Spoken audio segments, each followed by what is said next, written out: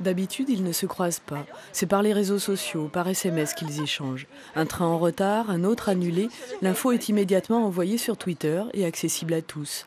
Nourris par de nombreuses remontées de terrain, leur réseau est aujourd'hui d'une redoutable efficacité. Nous, on est très réactifs. Tout de suite, on prend nos applications, on poste un commentaire sur le blog et c'est Radio Renard, les gens le lisent, le savent et s'arrangent. Mais on peut compter plus facilement sur nous, et même le soir dans les trains d'ailleurs pour se répartir sur les retards, que sur eux. Le blog, c'est SNCF va me tuer.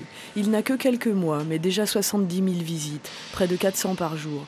Nourri de la colère des uns, de l'exaspération des autres, un quotidien trop souvent marqué par les retards et l'inconfort des trains bondés.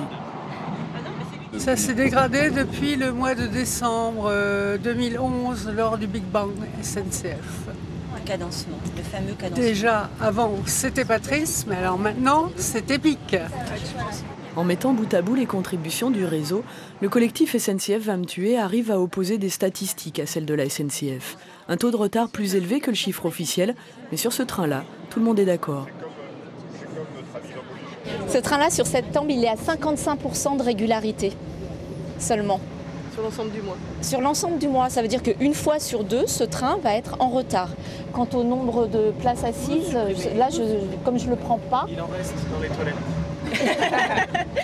SNCF va me tuer a participé avec d'autres associations d'usagers à des réunions avec la SNCF et la région.